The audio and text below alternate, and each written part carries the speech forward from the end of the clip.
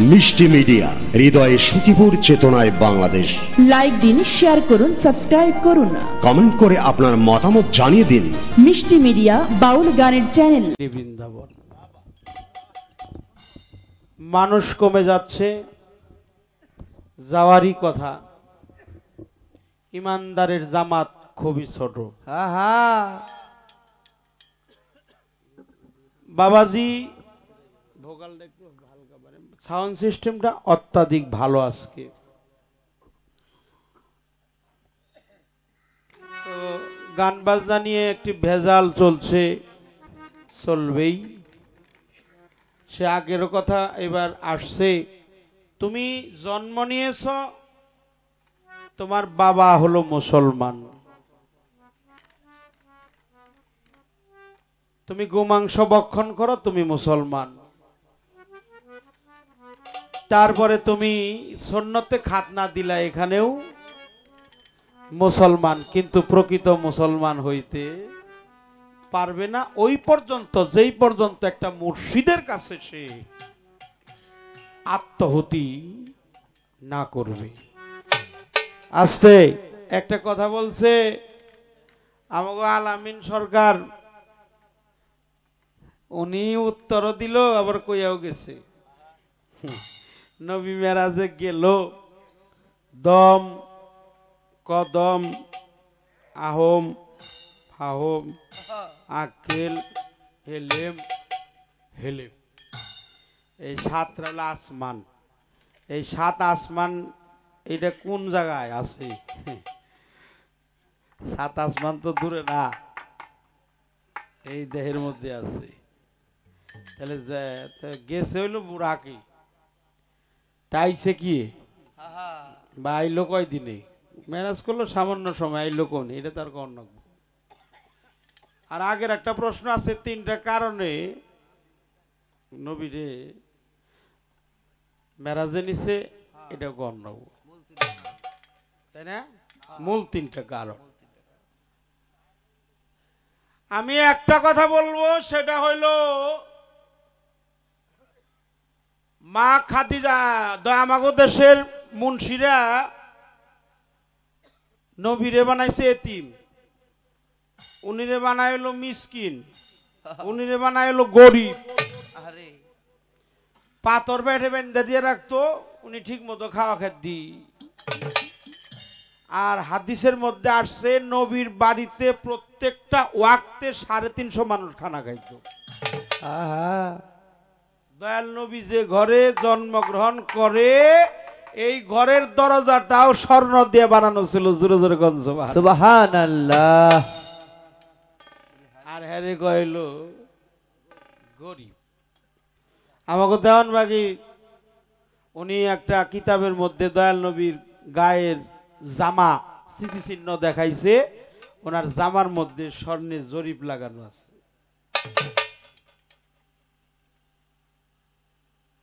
সেই কথা বলতে হবে। মা খাদিজাতুল কুবরা, কুবরা শব্দের অর্থ হলো বড়। ভাই মাওলানা গিরিশচন্দ্র সেন, যিনি ইসলামের আন্তর্জাতিক খ্যাতি সম্পন্ন কিতাব, যার নাম কালামুল্লাহ কুরআনুল হাকিম, এই কথাটা, এই কোরআনটা যিনি সর্বপ্রথম বঙ্গানুবাদ করেছে, সনাতন ধর্মের একজন মানুষ, নাম ছিল তার গিরিশচন্দ্র সেন। তিনি তাকে দেবী বলে ঘোষণা করছে। দেবী অর্থ সতী। একটা নারী দুইটা বিয়ে হওয়ার পরেও তার সতীত্ব থাকার কথা না, কথা না। অথচ উনি ওনাকে সতী রূপে ঘোষণা করলেন। কেন? ওনার বিয়ে হইছে, দুইটা পোলাপান হইছে, 3 জন, তারপরেও উনি সতী। কেন সতী হইল? রসুলের চাইতে সতীত্ববান ব্যক্তি আর এই জগতে কেউ নাই। রসুলের পরের যখন পেয়েছে, উনার অসতীভাব দূরীভূত হয়ে উনি মহাসতীত্বেই পরিণত হয়ে গেছে। মা খাদিজাতুল কুবরা 40,000 কোটি দিরহাম দয়াল নবীর চরণে অর্পণ করেছিল। সোনা দানা তো দিছেই, নগদ অর্থ দিছে 40,000 কোটি দিরহাম। এটা না দিলে নবুয়াতি ইসলাম কখনোই জারি।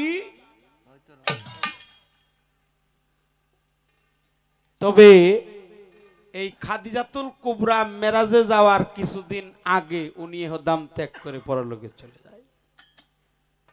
এই জন্য আল্লাহ রসুল বলছিল আমার একটা অঙ্গ মনে হয় অবশ হয়ে গেল। এই হলো একটা কারণ। 2 নম্বরে শৈশবকালে ওনার মা ছোটবেলায় মারা যায়, গর্ভে থাকতে মারা যায় হলো ওনার কি বাবা। লালিত পালিত হইল কার কাছে? ওনার চাচা আলীর বাবা, নাম হলো তার কি আবু তালিব। মানরায়ানি আহাদুন ইল্লা ইবনে আবু তালিব, আমাকে সেই জন চিনিল যিনি আবু তালিবের বেটা হযরতে মাওলা আলী। আলী। এই আবু তালিবও চলে যায়। এই হলো 2 কারণ। দয়াল নবী 127টা যুদ্ধ করছে, 27টা যুদ্ধের সেনাপতি উনি নিজেই ছিলেন। এই 127টা যুদ্ধের যত ব্যথা বেদনা দুঃখ কষ্ট এক পালায় দিলে, আর তায়েবের যুদ্ধের ব্যথা বেদনা কষ্ট এক পালায় দিলে, এই তায়েবের যুদ্ধের ব্যথা বেদনা কষ্ট মারপিট আঘাত রক্তপাত এই ব্যথাটাই ঝুঁকিপূর্ণ হবে। এই তায়েবের যুদ্ধে উনি যে রাতে মেরাজে যাবে তার আগের দিন ছিল তায়েবের মধ্যে। এই 3টে কারণে নবীকে মেরাজের দাওয়াত দেওয়া হয়। তুমি যে মনে রাখছো ভালো, বুঝাই দিলাম এখন 3টা কারণে। এবার আসেন, নবী পৃষ্ঠে উঠছে, বুরাকটা হলো উম্মে হানি। বুরাকটা কি তার পা বানাইছে কি দিয়ে? ওই ছবির মধ্যে দেখেন যে ছবিওয়ালা ও যে কি দিয়ে আট করছে, ও ধরা খাইয়া গেল তো যদি ওর মুখটা নারীর না হইতো। আট করছে বেচা কেনা হয় খুব। লেখা আছে নিচে আরবিতে বোরাক। বারাক শব্দের থেকে আসছে হলো বোরাক। বোরাক হলো গতি সম্পূর্ণ। আমাদের গতি হয়, হ্যাগু গতি হয়েছে, স্বামী স্ত্রীরও মেরাজ হয়। তো স্বামী স্ত্রী আমাকে হইলো উনি পৃষ্ঠে, কিন্তু আমাকে স্বামী স্ত্রী হয় কনে বুকের মধ্যে।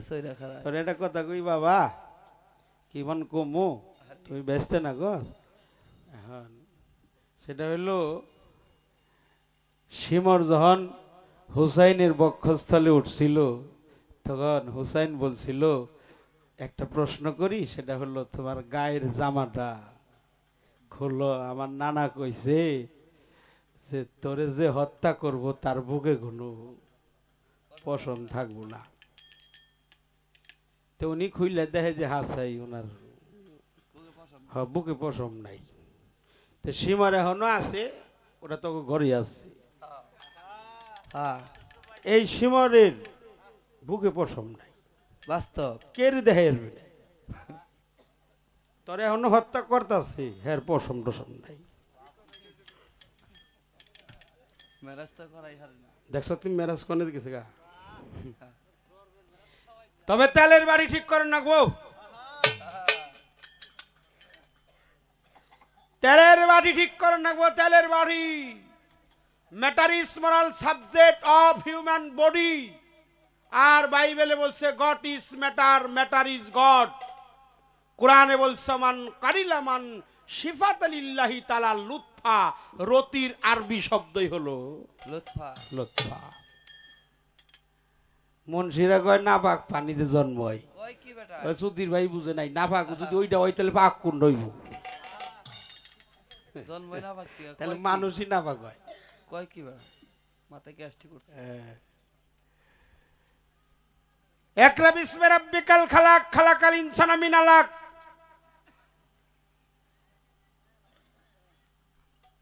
জিবরাইল বলল কি, এই যে আলাক নাজিল হলো কোরআন শরীফের সূরা আলাকের 5টি আয়াত।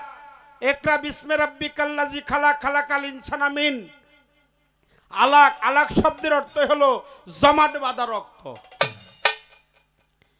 ইয়া রাসূলুল্লাহ, জ্যোতিষময় আকারে জিবরাইল দাঁড়িয়ে বলল বলো আল্লাহ রসুল বলল লাব্বায়েক আমি হাজির আছি। জিবরাইল কইতেছে আপনার জন্য নিয়ে আসছি উম্মুল কুরআন। আল্লাহ রসুল কইল আনা উম্মি আমি লেখাপড়া জানি না। এরা মুন্সিরা কয়, হারেজিরা কয়, খারেজিরা কয়, ওহাবিরা কয়, লাম্মাজহাবি কয়, দেওবন্দিরা কয়, জামাত ইসলাম কয়, হেফাজতে ইসলাম হালারা কয়। আচ্ছা ওখানে কি কইছে? নবী হইল উম্মি। উম্মি মানে কি? লেখাপড়া জানে না। তাহলে নবী হইল মূর্খ আর জিবরাইল হইল, এটা কি মাইনে নেওয়া যায়? না না না, অসম্ভব। নবী হইল অর্থাৎ যারে সৃষ্টি না করলে জিবরাইল নেই বানাইতো না। এই জিবরাইল হইল শিক্ষিত আর নবী হইল অর্থাৎ ওই হাদিসের তলা নাই,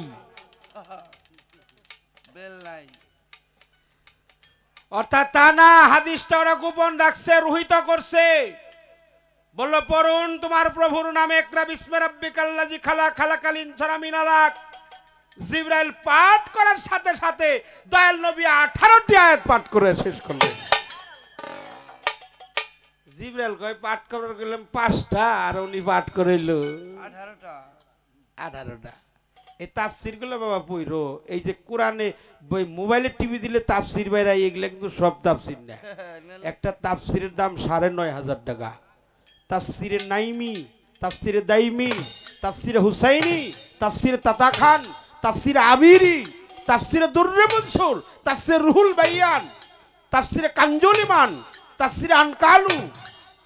এই আন্তর্জাতিক খ্যাতি 28,500 হলো তাফসির। এই 10টাকে দেওয়া হয়েছে প্রাধান্য। এই 10টার একটা এই 200 টাকার তাফসির আর মোবাইলের টিভি দিলে তাফসির, এর মধ্যে মানুষকে সেজদা দেওয়া জায়েজ পাইবে না। মানুষ সেজদা দেওয়া জায়েজ, ওই তাফসির দাম কমপক্ষে 5,000 টাকা। এখন তো পিসাবগিরি চাষটল আরম্ভ হয়েছে।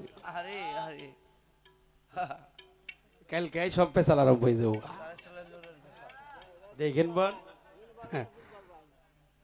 নাম কম নামে এই যে আপনার এলাঙ্গা আছে, এই স্টলে বসে রয়েছি। কলে আমার বাড়িতে গান গান নেবো। আমার কে তোমার বাড়িতে গান গাম কে? তোমার পিসাব বাড়ি গান গাই। কয় না আমার দয়াল লিবার খেলাফত দিচ্ছে। আর তো খেলাফত দিল কেমবে করে? কলে 50,000 টাকা দিছে আর একটা গরু নিয়ে গেছিলাম। আমি বললাম তো তোমার খেলাফত না, এটা গরুর খেলাফত হয়েছে। ওটা হলো খেলাপথ না, ওটা হলো খেলাপাতি। গান বারো, ও গান না বাড়াই ভালো। আচ্ছা গান কম না, কি কইতেছে? গান করেন না, মধু মধু। আচ্ছা কথাই কমু, গান কমু না। আচ্ছা ঠিক আছে, ওটা বন্ধ করে রাখ। এখানে কথা আসছে হইল, ও জিবরাইল তুমি জিবরাইল না? বলে হ্যাঁ। তোমার এক নাম রুহুল কুদ্দুস না? বলে হ। কইলে তুমি ওহিটা কার কাছে না আনো? এই যে মেরাজ কনে করছে খালি তাই তুমি শুনো। জীবন ভরে তো মেরাজ তত্ত্ব বা লাগাইলে আর আজকে শুনলা। এটা শুনো, এই বায়না করছে জানি কেরা? মনসুর, ধন্যবাদ জানাই। আর পালাও যে দিছে, আমি পালা অন্যটা দিবার কইছিলাম নবুয়াতার বেলায় দিছিল নবী তত্ত্ব। এই যে মেরাজ পালা একবার শেষ দিয়ে দিব, একবার শেষ, পরে আর কোনো তলবাতলা কিছুই পাবি না। জিবরাইল না তুমি? বলে হ্যাঁ। ও হিয়ানো কার কাছ থেকে? কয় কে? ওটা ওই চতুর্থ আসমানে একটা সিন্ধুক আকারে বের হয়ে আসে, ওর থেকে কথা বের হয়ে আসে বার্তা হয়ে, ওইটা আমি দইরা নিয়ে আপনার কাছে আসি। কয় যার কাছে থেকে আনো তারে কি কোনো দিন তুমি 2 নয়ন দিয়ে দেখছো? কয় না আমি তো দেখি নাই। কয় দেখার ইচ্ছা করছো না? কয় অনেকদিন ইচ্ছা করছি কিন্তু আমি তারে দেখি নাই। কয় কি দেখছি? দেখছি হলো লা ইলাহা ইল্লাল্লাহ। ওই সিন্ধুকের মধ্যে লেখা হলো লা ইলাহা ইল্লাল্লাহু মুহাম্মাদুর রাসূলুল্লাহ। আল্লাহ। কয়টা পাঠ করলেই দেখবা একটা তালা আকারে তৈরি হয়ে গেছে। তালা চাবি দিয়ে খুললেই, উপরের ঢাকনা উঁচু করলেই দেখবা কার কাছ থেকে তুমি। কইলে হুজুর আমার মাফ করবেন, আমি কমপক্ষে 100 বার পাঠ করছি কিন্তু ওটা আমি খোলা পারি নাই। কইলে কাম হইব না, কেন? কলে তোমার হাত বাড়াও, আমার হাতে পড়ো লা ইলাহা ইল্লাল্লাহু মুহাম্মাদুর রাসূলুল্লাহ। জোরে জোরে কোন সাল্লাল্লাহু আলাইহি ওয়াসাল্লাম। যখন পাঠ করলো জিবরাইল, দয়াল নবীর হাতে হাত দিয়ে কালেমা পাঠ কইরা চতুর্থ আসমানে গেল। চতুর্থ আসমানে ভাসমান অবস্থায় সিন্ধুক আকারে যখন তৈরি হয়ে গেল, তৈরি হওয়ার পরে জিবরাইল পাঠ করলো লা ইলাহা ইল্লাল্লাহ, হয়ে গেল তালা, সঙ্গে চাবি। চাবিটা তালার সাথে স্পর্শ করার সঙ্গে সঙ্গে তালাটা খুলে গেল। উপরে ডাকনা পাল্লা উঁচা করছে, দেখে কালো চাদর দিয়ে আবৃত একটা লোক শুয়ে আছে। হ্যাঁ, তখন একটা গায়েবী শব্দ আসলো, হে রুহুল কুদ্দুস জিবরাইল আমিন, তুমি দয়া করে মুখের বসনটা উঁচু করো। যখন মুখের বসন উঁচু করছে, সে দেখে ওখানেই শুয়ে আছে আমার দয়াল নবী সাল্লাল্লাহু আলাইহি ওয়াসাল্লাম। সুবহানাল্লাহ। জিবরাইল ঘূর্ণিভাগে পড়ে কয়, আল্লাহ তুমি আমার কার কাছে পাঠাও? কার সংবাদ নিয়ে তুমি আমারে কার কাছে দাও? কার কাছে দাও? আমার দৌড়াদৌড়ি সার, আমার ঘূর্ণিভাগেই ভালাইলে আল্লাহ। ওদিন আমরা ছিলাম কানে কোথায়? জিটকা। জিটকাতে ছিলাম। ওই মুন্সির নাম হলো, আমি কই, তুমি তো কইলে না, ভয় পাও না কি বাবা? ভয় পাও না। ওর নাম হলো কি? তারেক মনোয়ার। ওর নাম তুইছি তারেক জানোয়ার। ও কইছে লা ইলাহা ইল্লাল্লাহ একবারে কম যাব না, দম দেওয়ার নাকবো, থামন নাকবো। আরবিতে হলো ওয়া, ইংরেজিতে এন, আর বাংলা হলো এবং। মাঝখানে এন নাই, ওয়া নাই, এন নাই, ওয়া নাই, থামন যাব না, এগুলা কোনো কিছুই নাই। অর্থাৎ আল্লাহরই নাম হলো লা ইলাহা ইল্লাল্লাহু মুহাম্মাদুর রাসূল আল্লাহ। এটা দুইজন না, ছায়াকায়া এক বস্তু। ছায়াকায়া দয়াল নবী হাইটা গেলে কি তার ছায়া পড়ছে না, এই ছায়াটাই হলো আল্লাহ। জোরে জোরে বল সুবহানাল্লাহ। সুবহানাল্লাহ। লা মানে নাই, মুন্সিরা কয়। আর সূরা ইব্রাহিমের 24, 25, 26 নাম্বার আয়াতে কইছে কলেমা হলো একটা ঊর্ধ্বমুখী বৃক্ষ, যার মধ্যস্থলে আমি আল্লাহ মৌসুমী ফল দান করে থাকি। মৌসুমী ফল কি? যেমন তরমুজ, এটা 12 মাস পাওয়া যায় না। মৌসুমী ফল কি? আম।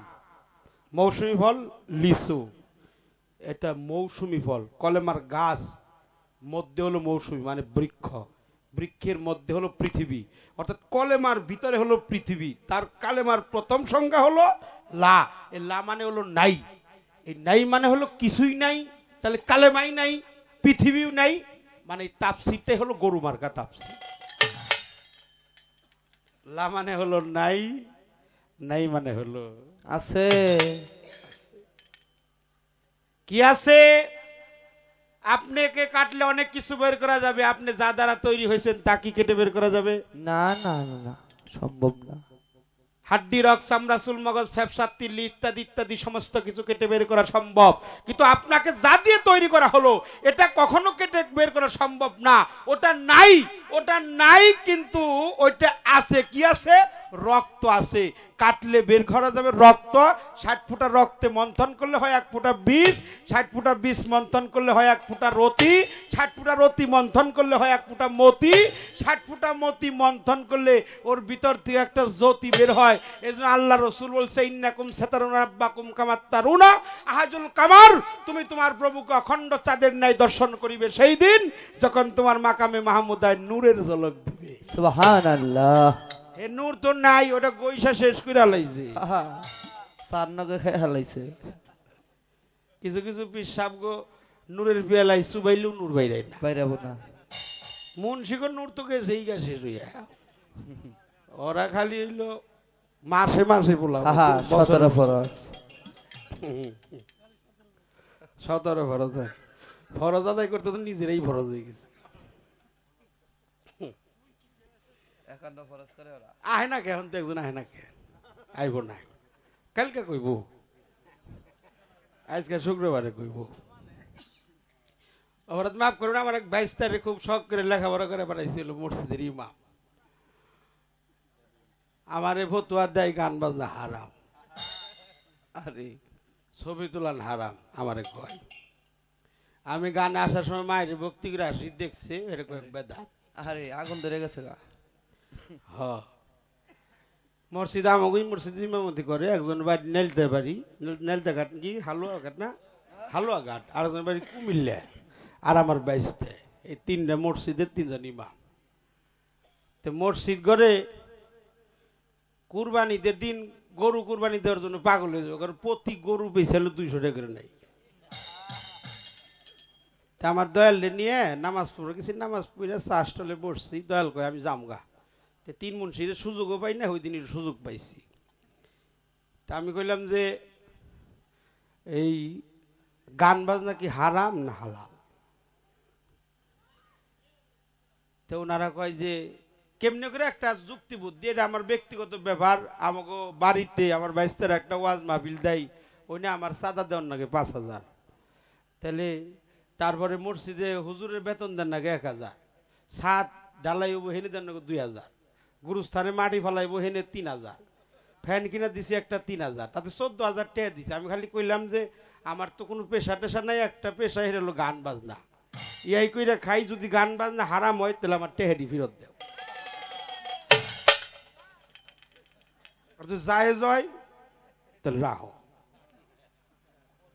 বিপদে পড়ছে নেলতে পারি, হেইতে খালি কইতেছে কি কয়, তারপর ব্যস্ত কয় গান বাজনা একবারই হারাম, যাই টেহা পামু, তুই যখন কইছ টেহা নিয়ে যাবো ইনশাল্লাহ, আমি ব্যক্তি টেহা ফালাবি আজকে। তার একজনে কইতেছে কয় গান বাজনা গান যাইস, কিন্তু যাক তুই তাও এক পড়তে আস,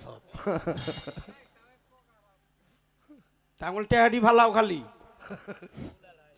হ্যাঁ টেহা ফালাও, গান বাজনা যখন হারাম আমার দিয়ে থে যাও, কারণ আমার গান কইরে এইটা না তোমাকে দিছে, আমার তো কামাই টামাই নেই।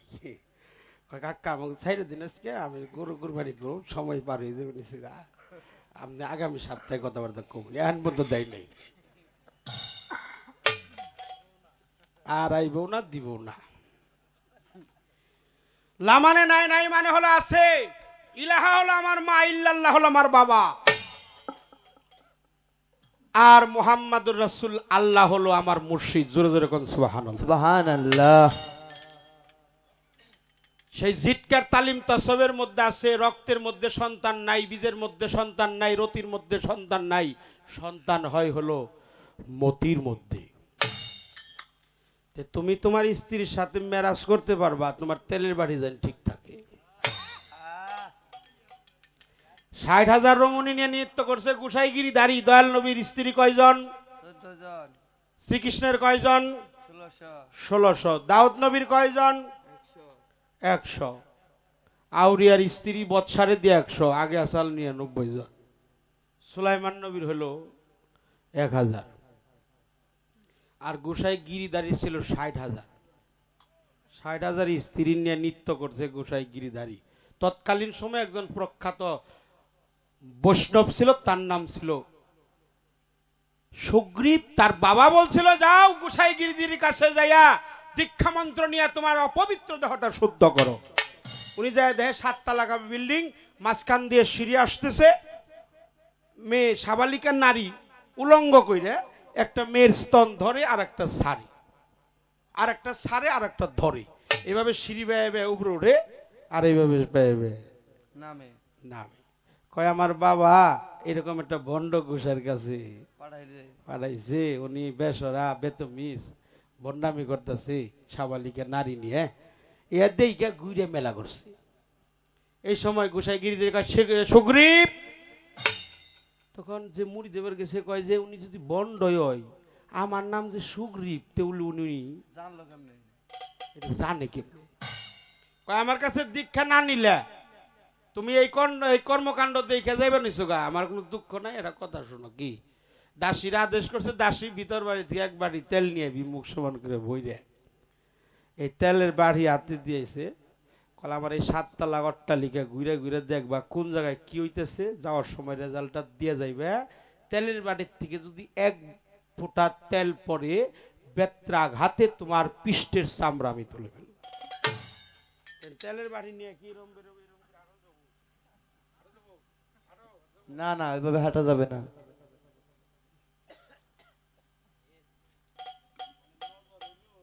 তেলের বাটির দিকে।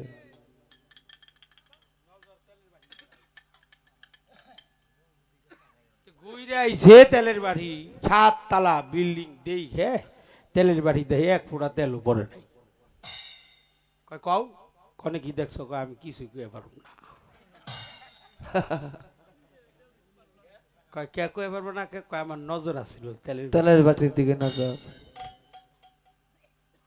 কয় তেলের বাড়ির দিকে নজর? কয় আমার গুরু আমার এক বাড়ি তেল দিছে গেদা, আমার নজরও তেলের বাড়ির দিকে আছে। যদি আমি 60,000 রমণী নৃত্য করি কিন্তু আমার নজর হইল স্বামী স্ত্রীর মেরাজ হয় যদি তেলের বাড়ি ঠিক থাকে। ইল্লাল্লাহ নাই কেন? লা ইলাহা আছে, ইল্লাল্লাহ খালি, মুহাম্মদ রাসূলুল্লাহ।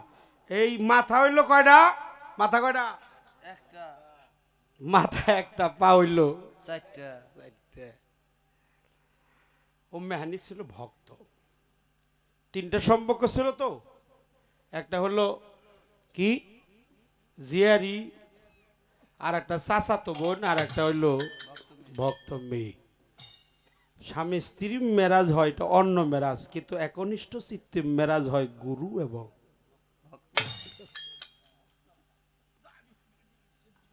গুরু ভক্তের সাথে মেরাজ হয়। আস্তে আর একটা কথা আমি তোমাকে বলবো, সেই লা ইলাহা ইল্লাল্লাহ ওরুস কও, নজুল কও, ফানা কও, বাঁকা কও, নফি কও, ইসবাত কও, মোকাম মঞ্জিল, আশেক মাসেক।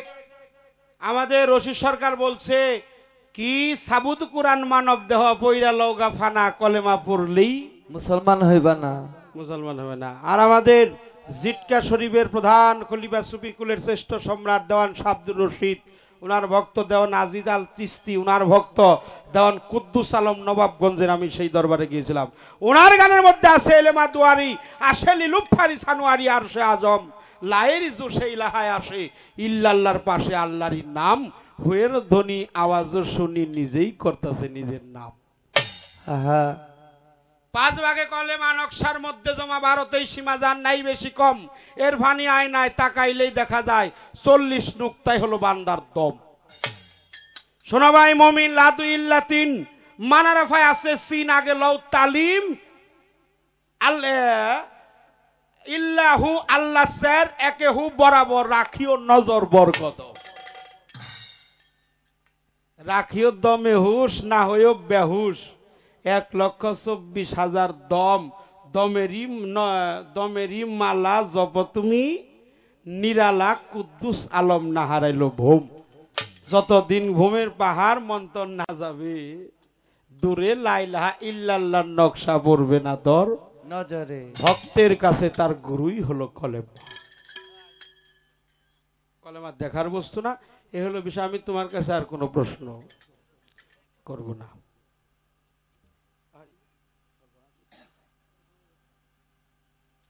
আপনারা পীর ধরবেন উপযুক্ত সময়, যারা এখন যুদ্ধে যাওয়ার সময় তার যৌবন দেহে আছে যার। কবি নজরুল বলছে উচিত ছিল উচিত সময় উচিত কথা বলা, উচিত ছিল উচিত সময় উচিত পথে চলা, উচিত সময় উচিত ছিল মরার আগে মরা, উচিত ছিল উচিত সময় একজন চেতন মানুষ ধরা। এই কাম না কইরা খাইছিল গুয়ামারা। গুরু আমারে কি করব, আমার তো দভাই সারা। হ্যাঁ, রূপ বান যাত্রা গান শুনেন নাই? রূপ যুগ কি, রূপ যুগ বান, কার রূপ? গুরুর রূপ। ও মাঝি ভাইয়া যাও রে অকুল দরিয়ার মাঝে, আমার ভাঙা নাও, ভান্না কাষ্টের নৌকা খানি, মাঝখানে তার সইয়া, আগায় থুয়া পাছাই গেলে নৌকার গলই পড়ে। শিক্ষা দীক্ষা না করি আগে করছো বিয়ে, বিনা খদে গোলাম হইছ গাইটের টাকা দিয়ে। মাঝি ভাইয়া যাও রে অকুল দরিয়ার মাঝে, আমার ভাঙা নাও। এই পল্লী কবি জসীমউদ্দিন এই কথাটা হয়েছে। তো উচিত সময় গুরু ধরবেন, মায়েরা রাগ করবেন না। সারা বাংলাদেশে সারা বিশ্বে চলে যাবে, আমাদের চ্যানেলে চলে যাবে। এই কথাগুলো দরকার, খুব দরকার। একজন গুরু বেছে নেবেন, নির্বাচন করবে। 2টা নির্বাচন করতে যারা ভুল করছে, এই ঠকা জীবনেও আর একটা হলো বউ নির্বাচন করা, কিছু কিছু কয়দিন পরে পরে উন্না গলায় দিলে ভাব ধরছ। আর আমার দয়াল কইছে সুনীল সরকার কয় তার ফকির ঠিক হয় রে যার ফকির নি ঠিক আছে। বউয়ার স্ত্রী অর্ধাঙ্গিনী সহধর্মিনী কয়জন? অথবা বিধবা সধবা সাধবা কয়জন? 4 জন। হস্তানি পদ্মানি সাংখ্যানি চিন্তানি কয়জন? 4 জন হয় নারী। 4 প্রকার নারী, 6 প্রকার হলো পুরুষ। বউয়ার স্ত্রী 2টা হলো দেহ নষ্ট করার মিস্ত্রি। আমার বুঝির এটা হার বানিয়ে দিল, তুমি আমার এটা হার বানিয়ে দিল, হের চাহিদার। আর ধর্ম কাজে যিনি সহযোগিতা করে তিনি হলো সহ ধর্মিনী। এটা গান তোমাকে রইসকের একটা গান শোনাই। বাবাজি, যুবক মানুষ আপনারা একটু আসেন, আপনাদের গানগুলো শোনা ভালো, আসেন দয়া করে বসেন। নারীকে সৃষ্টি করা হয়েছে জমি স্বরূপ, সূরা বাকারার মধ্যে আছে। পুরুষকে সৃষ্টি করা হয়েছে কৃষক। হে কৃষক, সুসময়ে উত্তম ফসল উৎপাদন করো। খুব খেয়াল করে শুনবেন বিচার গান। একটা মানুষের জন্ম হয়েছিল কাবাগরে, আপনারা জানেন ঘটনাটা। সে হলো হযরত আলী। পৃথিবীর জন্ম লগ্ন হতে অদ্যাবধি পর্যন্ত আর কারো জন্ম হয় নাই কাবাগরে, আর কারো হবেও না। আমার বাবা যদি দাঁড়ায়, ছোট্ট একটি কথা বলবো। এই যে আমরা কাদরিয়া, চিশতিয়া, নকশবন্দি, মুজাদ্দা দিয়ে এক এক তরিকার আছে না বাজার, কিন্তু নবী যে আলীরে মুরিদ করছে এই তরিকার নাম কি? কাদরিয়া, চিশতিয়া, নকশবন্দিয়া, মুজাদ্দা দিয়ে ওয়াসিয়া অনেক তরিকা আছে, কিন্তু নবী যে আলীরে মুরিদ করছে এই তরিকার নামটা কি? আর আলী যে উনি মুরিদ করছে ওনার তরিকার নাম কি? আল্লাহ নবীরে দুস্থ কইছে, কিন্তু এমন কোন প্রমাণ নাই যে নবী আল্লাহ রে দুস্থ কইছে। আচ্ছা কইল না কে? তোমার কাছে একটা কথা আমার রইল, অর্থাৎ নবী আল্লাহ রে দুস্থ কয় নাই, এর পিছনে কারণ থাকে। খুব খেয়াল করে শুনবেন। আলীর মায়ের নাম ছিল ফাতেমা, যার কারণে আলী কখনো ফাতেমারে ফাতেমা কইয়ে ডাকে নাই। তার মায়ের নাম ছিল ফাতেমা বিনতে আসাদ, বাবার নাম ছিল আবু তালিব। একটা গর্ভবতী নারী তার সন্তানের মঙ্গল কামনায় অনেক কিছু মানতিক করে। বাবারা তরিকপন্থী হয়, বলে আমার সন্তানটা যদি ভালোভাবে প্রসব হয়, আমি আমার দয়ালের দরবারে একটা মোমের বাতি জ্বালিয়ে দিই। আর তরিকত যদি নাও মানে, শুক্রবার দিন জুম্মা ঘরে গিয়ে আলেম রে বলে যে আমার সন্তানের জন্য একটু দোয়া করেন, কয় না? তৎকালীন সময় মানতি করার তো কোনো জায়গা ছিল না, একটাই জায়গা ছিল আল্লাহর কাবা ঘর। এই কাবা ঘর তুয়াব করার জন্য গিয়েছিল আবু তালিবের সহধর্মিনী, যার নাম ছিল ফাতেমা বিনতে আসাদ। এই কাবা ঘর তুয়াব করার জন্য গিয়ে উনি ঘুরে ঘুরে তুয়াব করতেছে, আর অমনি উনার প্রসব বেদনাটা উদয় হয়ে গেছে। ফাতেমা বিনতে আসাদ কয়, ও বিশ্ব জগতের প্রতিপালক, আশেপাশে তো কেউ নেই, আমি তোমার কাবাঘর তুয়াব করার জন্য আসলাম, আমার বাচ্চাটা যখন প্রসব হয় তাহলে আমার মান সম্মান বলতে আর কিছুই থাকবে না, তুমি আমাকে একটু রক্ষা করো। মায়ের কথা বলতে বলতে কে যেন কথা কয়, কিন্তু যে কথা কয় তাকে দেখা যায় না। মা তাকে দেখে আল্লাহর কাবা ঘরের দরজাটা খুলে গেছে। আমরা একটু সুবহানাল্লাহ বলি। কাবা ঘরের দরজা খুলে গেছে। ও মা, আপনি ভয় পাবেন না, আপনাকে সাহায্য করার মতো আমি নিজেই প্রস্তুত হয়ে আছি।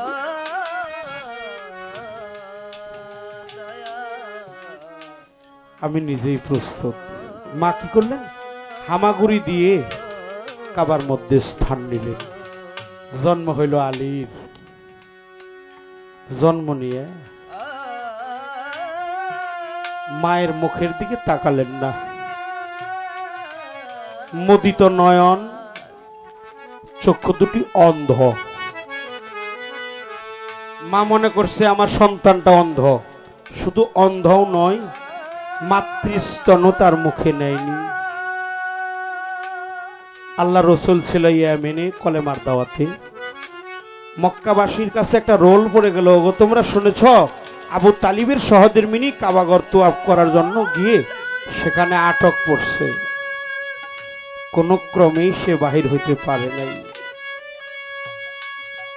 আমার আলী আর আমার দয়াল নবী এরা হলো গুরু ভক্তের সম্পর্ক। এটা এক জন্মের নয়, জন্ম জন্মান্তরের ভালোবাসা ছিল আলীর সাথে আমার দয়াল নবীর।